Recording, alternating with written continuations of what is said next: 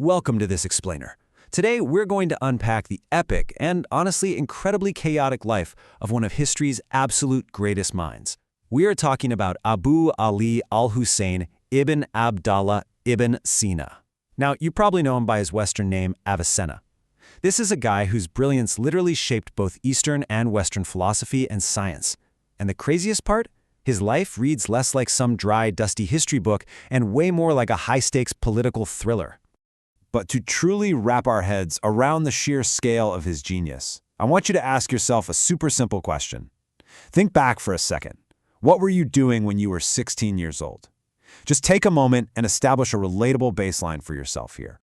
Okay, so let's look at this comparison. For most of us, being a normal 16-year-old means going to high school, doing chores, maybe just trying to figure out life, right? Well, compare that to Avicenna. If we look at his own autobiography, by 16, he wasn't just sitting in a room studying, he had already started actively practicing Islamic canon law and medicine. He was out there treating actual patients, coming up with totally new methods of treatment based on his own practical experience. I mean, it's just staggering to think about. It immediately hooks you on just how unparalleled this guy's intellect really was. Part 1. The Making of a Prodigy. So our story kicks off around 980 CE near Bukhara, which is in modern-day Uzbekistan, right in the heart of the Samanid Empire. And if we look directly at a translation of his actual autobiography, you can see this genius exploding right out of the gate.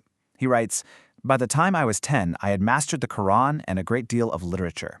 10 years old. His education was also wildly diverse, like his father actually hired a local Indian greengrocer who knew Indian arithmetic just to teach this young prodigy mathematics. He had this sponge-like memory and absorbed knowledge way faster than anyone could even teach him. Moving right along to the next page of his autobiography, we get this unbelievable quote. He casually writes, "Medicine is not a difficult science." Yeah, he just easily mastered it, no big deal. He also talks about studying logic and philosophy under a pretty famous scholar named al-Natili. But here's the thing. Avicenna kept conceptualizing the problems better than the teacher did. He would constantly out-debate him on complex syllogisms until the teacher was just completely baffled. Eventually, the guy just packed up and left for another city. Imagine being so smart that your teacher literally quits. From that point on, Avicenna was basically entirely self-taught, just reading deep into the night. Section 2. Curing kings and devouring libraries.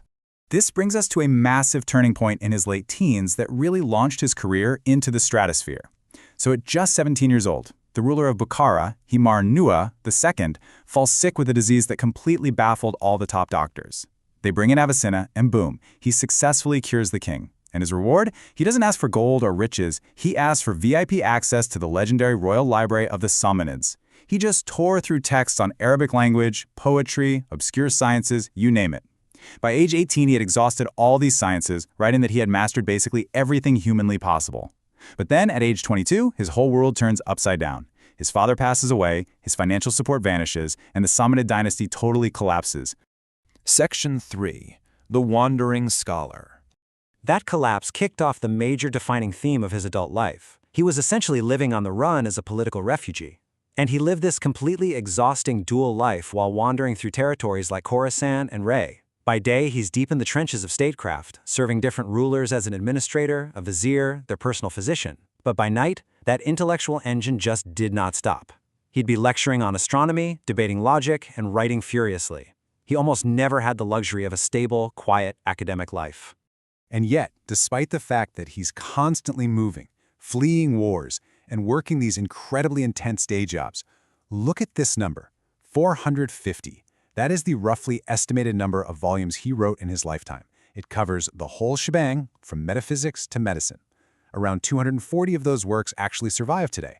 To produce that kind of output under those conditions is just mind-blowing. Section 4. The Prince of Physicians. Let's hit pause on the timeline for a second and look at the masterpiece that cemented his global immortality, the Canon of Medicine. Some of this absolute unit of a 14-volume medical encyclopedia was written while he was literally on the run, or even on horseback, accompanying rulers on military campaigns.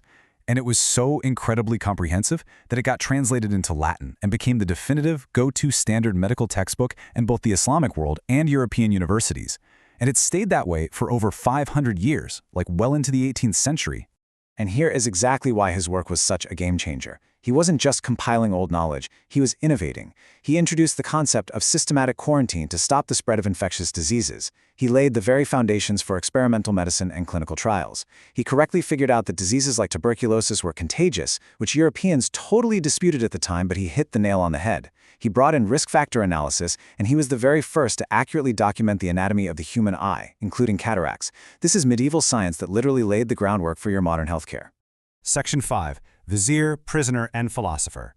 Now we get to his later years in Hamadan and Isfahan, and this is where the cinematic political drama really ramps up. So step 1, he cures a ruler in Hamadan and gets appointed vizier, which is a super high-ranking political minister. But then step 2, the army mutinies against him. They literally pillage his house and demand he be executed. The ruler refuses to kill him but agrees to banish him. So step 3, Avicenna hides out in a friend's house for 40 days.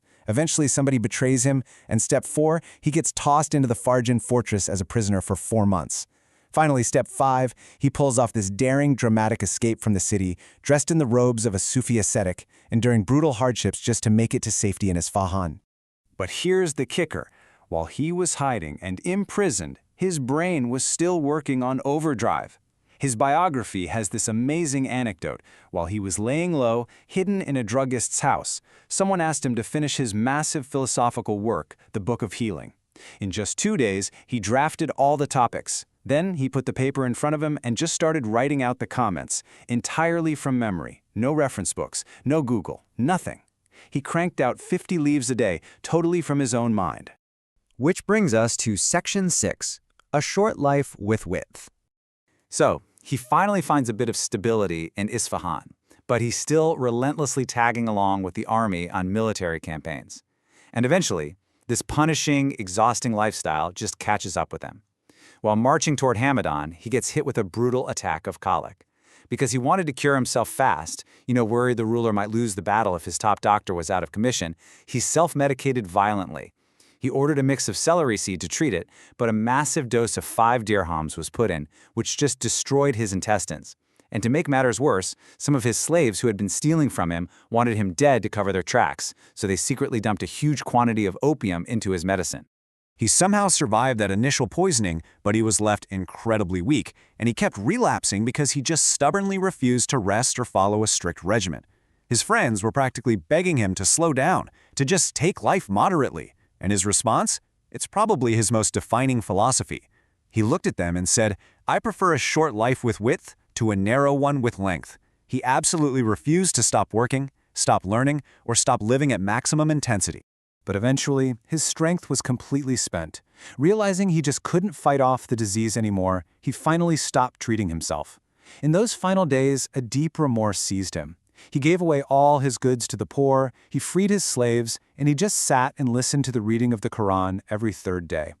Finally, in June 1037, right during the holy month of Ramadan, Avicenna passed away in Hamadan at the age of 58. Avicenna left behind a legacy that quite literally altered the course of human knowledge. He survived political collapses, fortress prisons, and non-stop wandering, all through the sheer unstoppable force of his intellect. Which leaves us with a pretty provocative thought to end on today. If you had to choose right now, would you choose the length of your life or the width? Think about that for a bit and keep exploring.